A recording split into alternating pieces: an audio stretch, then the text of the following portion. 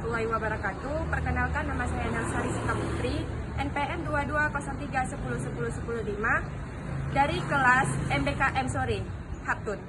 Yang pertama, uraikan syarat dan alasan mengapa mengajukan gugatan ke PT UN dan berikan dasar hukumnya. Di mana gugatan ke pengadilan tata usaha negara yang diajukan oleh pihak yang merasa dirugikan akibat tindakan atau keputusan dari instansi pemerintah yang dianggap melanggar hukum. Yang dimana syarat pertama itu pihak yang berhak mengajukan gugatan adalah orang atau badan hukum yang merasa dirugikan oleh suatu keputusan atau tindakan pemerintahan. Hal ini diatur dalam pasal 53 Undang-Undang Nomor 5 Tahun 1986 tentang Peradilan Tata Usaha Negara. Syarat yang kedua itu tindakan atau keputusan pemerintah. Gugatan hanya bisa diajukan terhadap suatu keputusan atau tindakan yang bersifat tata usaha negara seperti surat keputusan, keputusan pejabat administrasi negara, atau tindakan lainnya yang merugikan pihak tertentu. Sesuai dengan pasal 1 angka 1 Undang-Undang PT-UN, keputusan atau tindakan tersebut harus bersifat konkret, individual, dan final.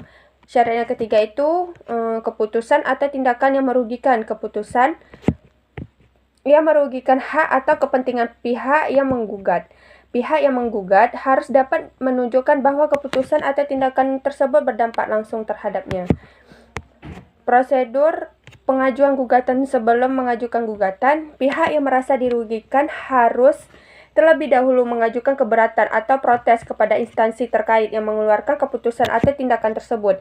Jika keberatan tidak diterima atau tidak ada tanggapan dalam waktu yang tertentu, maka gugatan dapat diajukan ke PT UN.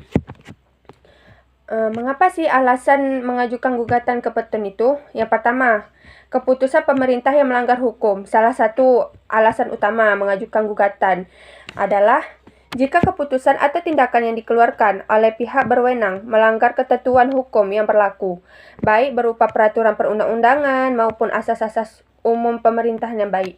Yang alasan kedua itu ada keputusan yang tidak tepat atau tidak sesuai jika keputusan tersebut tidak sesuai dengan fakta atau kondisi yang ada atau tidak mempertimbangkan kepentingan pihak yang dirugikan. Hal ini juga menjadi alasan sah atau menggugat di PT UN. Yang alasan ketiga itu ada keputusan yang mengandung penyalahgunaan wewenang. Jika keputusan ini dikeluarkan melampaui kewenangan pejabat yang bersangkutan atau bertentangan dengan tugas dan wewenangnya, dapat dijadikan alasan untuk mengajukan gugatan. Jadi, dasar hukum mengajukan gugatan ke Pengadilan Tata Usaha Negara itu ialah pada pasal 52 ayat 1 dan pasal 53 ayat 2 UU PT-UN. Yang kedua, tuntutan apa saja yang dapat diajukan dalam gugatan di PT UN? Di mana tuntutan yang dapat diajukan dalam gugatan di Pengadilan Tata Usaha Negara itu adalah tuntutan pokok untuk menyatakan batal atau tidak sahnya keputusan tata usaha negara yang merugikan penggugat.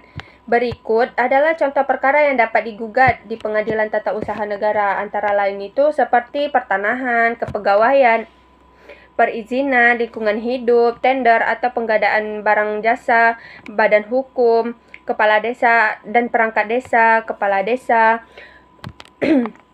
Gugatan dapat diajukan oleh orang atau badan hukum perdata yang merasa kepentingannya itu dirugikan oleh keputusan tata usaha negara. Beberapa alasan yang dapat menjadi dasar gugatan diantaranya yaitu keputusan tata usaha negara bertentangan dengan peraturan perundang-undangan. Yang kedua itu ada keputusan tata usaha negara bertentangan dengan asas-asas umum pemerintahan yang baik. Gugatan yang dapat diajukan jika tidak ada penyelesaian melalui upaya administratif.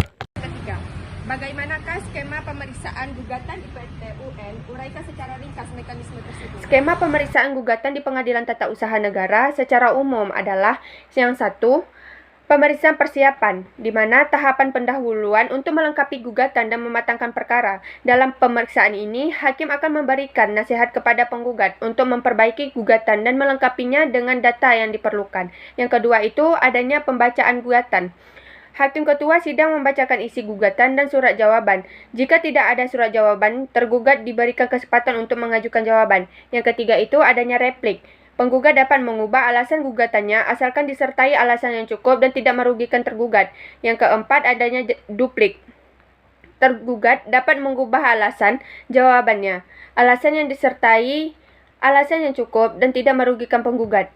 Yang kelima itu adanya pembuktian. Alat bukti yang dapat digunakan dalam persidangan adalah surat keterangan ahli, keterangan saksi, pengakuan para pihak, dan pengetahuan hakim. Yang keenam itu adanya kesimpulan. Kedua belah pihak diberikan kesempatan untuk menyampaikan pendapat terakhirnya. Yang ketujuh itu adanya putusan. Putusan ini putusan dari pengadilan yang diucapkan dalam sidang terbuka untuk umum. Soal yang keempat, jelaskan macam-macam putusan PT UN dan bagaimanakah upaya yang bisa dilakukan penggugat atau pengadilan dalam hal tergugat tidak melaksanakan putusan pengadilan dan berikan dasar hukumnya. Di mana putusan di pengadilan tata usaha negara ini dapat dibedakan menjadi beberapa jenis. Yang pertama, ada putusan batal, menghapus keputusan administrasi yang dianggap tidak sah. Yang kedua itu putusan memerintahkan, mengharuskan pihak tertentu untuk melakukan atau tidak melakukan sesuatu. Yang ketiga, putusan menolak, menyatakan bahwa gugatan tidak dapat diterima jika tergugat tidak melaksanakan eksekusi. Penggugat dapat mengajukan permohonan eksekusi kepada ketua pengadilan. Prosedur ini meliputi pemanggilan untuk teguran jika tetap tidak dilaksanakan eksekusi paksa melalui sita eksekusi terhadap harta tergugat. Dasar hukumnya itu untuk tindakan ini pada pasal 195 HIR dan Undang-Undang Nomor 5 Tahun 1986 tentang PT UN. Upaya yang dapat dilakukan jika tergugat tidak melaksanakan putusan pengadilan dengan melakukan eksekusi. Eksekusi adalah tindakan paksa yang dilakukan negara melalui pejabat, pengadilan atau pemohon, pihak yang dimenangkan dalam putusan. Di mana putusan pengadilan tata usaha negara ini, penggugat atau tergugat dapat mengajukan upaya hukum atau banding kepada Pengadilan Tinggi Tata Usaha Negara. Permohonan banding diajukan dalam tenggang waktu 14 hari sejak putusan dibacakan. Jika tergugat tidak bersedia melaksanakan putusan pengadilan, maka tergugat akan dikenakan upaya paksa berupa pembayaran sejumlah uang paksa dan atau saksi administratif. Panitera juga akan mengumumkan